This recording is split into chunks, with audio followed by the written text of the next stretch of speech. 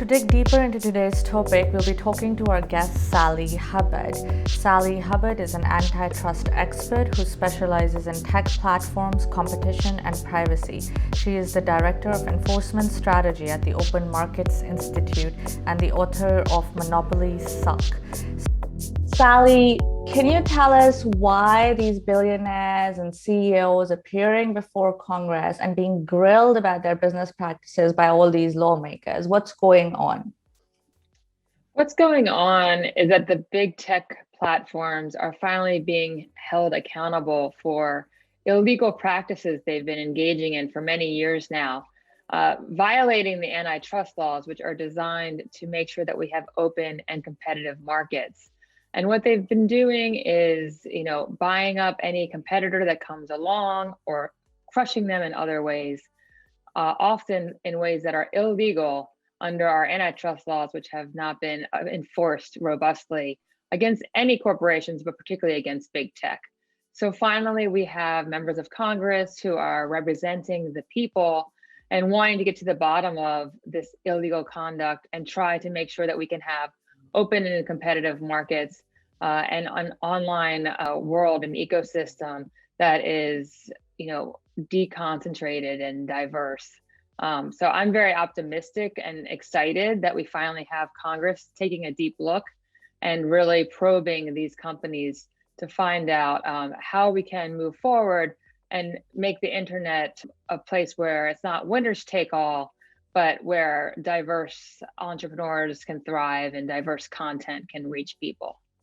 Can you also place these hearings in historical context so that when these companies are appearing in front of everyone, we understand that this is not like an attack on big tech per se, right? Like antitrust laws have existed before and have been implemented before. So can you talk a little bit about how this has happened before, or what industries has this happened in? Sure. So our antitrust laws date back to 1890. That was when the federal government passed the Sherman Act. And when Senator Sherman put forward that bill, he said something to the effect of, if we will not bear a king as a political power, then we should not bear a king of trade. So at the heart of the Sherman Act has always been making sure that we don't have the problems of concentrated power that come along when monopolies rule entire sectors of the economy. And back then, at the first Gilded Age, we had the railroads, we had, Standard Oil was broken up. And it was also a time of highly concentrated wealth like we have today in the new Gilded Age. Whenever you have monopoly power, you have this consolidation of economic and political power that leads to extreme inequality on income and other ways. So we're seeing that again. But we have faced these same problems before. Our antitrust laws have existed, like I said, for over 100 years. And we've used them against other companies like AT&T, which was broken up in the 1980s. And that led to lots of new innovation, lots of new entrepreneurship, and it deconcentrated the power of AT&T and was really a success story. We saw antitrust laws being used against Microsoft. That is the last major tech case we've had, monopolization case we've had against a tech platform. And that was over 20 years ago. But the antitrust laws apply to all sectors of our economy.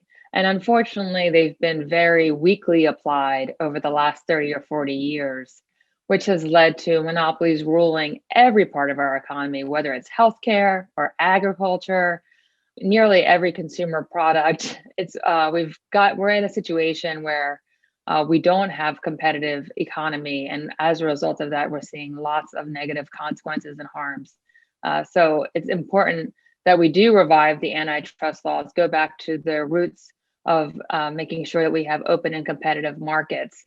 And I'm glad that we're starting to see efforts to reform the antitrust laws, not just for big tech, but for every sector of the economy. As exciting as that is, that brings up the question of the government versus Microsoft. When the case was started in 1998, we saw Bill Gates appear in front of Congress in the exact same way as this and a couple of other CEOs, I think Netscape, etc. The argument is that not much came out of it. And if you look at Microsoft, it has been growing exponentially since then.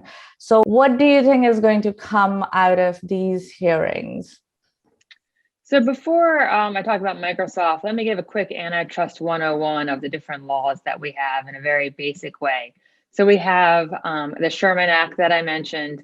It has two parts. Section 1 makes it illegal for companies to work together to restrain trade. And what that means is companies can't get together and say, hey, we're going to charge the same price to competitors. We're going to agree on a price, or we're going to divide up the markets among ourselves. So Section 1 of the Sherman Act is all about these agreements between competitors. Mm-hmm. Now, Section 2 of the Sherman Act is the law that prohibits monopolization, just makes it illegal to monopolize. And that's the part of our law that's really been under-enforced for the last 30 or 40 years. And it's partly because the courts have made the standards to win those cases really, really hard. They've really strayed from the intent of the statute and created all these barriers for winning a case brought under Sherman Act Section 2. The other main law we have at the federal level is called the Clayton Act. That makes mergers illegal if they may tend to substantially lessen competition or create a monopoly. So if you think about it, we've all witnessed hundreds and hundreds of mergers that may lessen competition or tend to create a monopoly. So we've had incredible under-enforcement there as well. And the tech platforms themselves have engaged in hundreds and hundreds of acquisitions that have fortified their monopoly power. Think about Facebook buying Instagram or Google buying DoubleClick. These were acquisitions that really eliminated competitive threats and fortified their monopoly power. But back to Microsoft. Microsoft was a monopolization case. So that's Sherman Act Section 2. And what Microsoft did was said it took its monopoly power in the operating system. It had a 95% share of the operating systems that were used for PCs. And it used that monopoly power to exclude competition in browsers.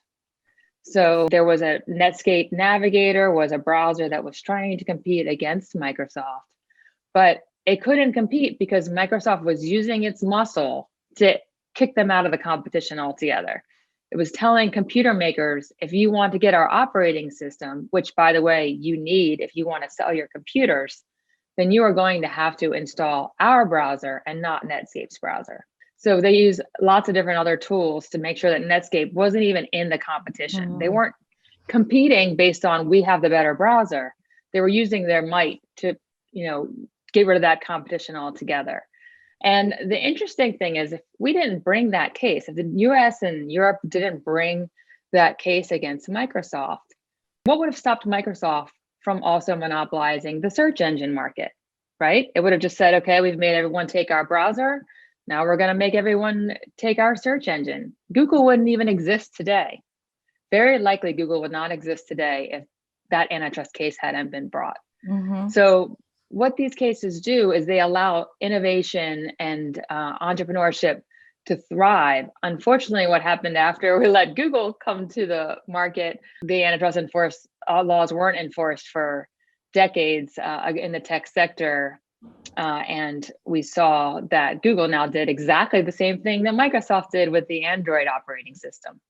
And that's what it's currently being sued for by the government in one of the antitrust cases that's been brought. So it's history repeating itself. I think that is the main question that I've had is like, why were these laws not enforced by the FTC or DOJ or whoever's responsible if the Sherman Act was in place in 1890? What's been going on?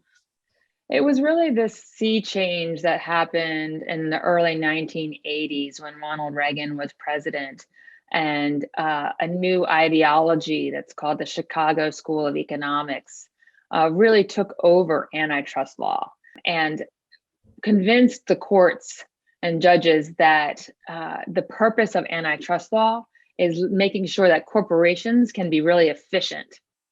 And as long as you let them merge and you let them do anti-competitive practices, it doesn't matter as long as you can show that they're getting more efficient, because those efficiencies are going to allow them to lower prices to consumers, and consumers are going to benefit. And that's what we need to care about when we're looking at whether to enforce the antitrust laws. So this ideology took over the courts. We had a lot of kind of pro-corporate judges really adopt this thinking, and most of the antitrust bar, honestly, most antitrust lawyers, this became what antitrust law is all about. Can we prove efficiencies? And it turns out, 40 years later, we can see this has been a complete failure. The ideology behind it was we were going to promote consumer welfare and give them lower prices.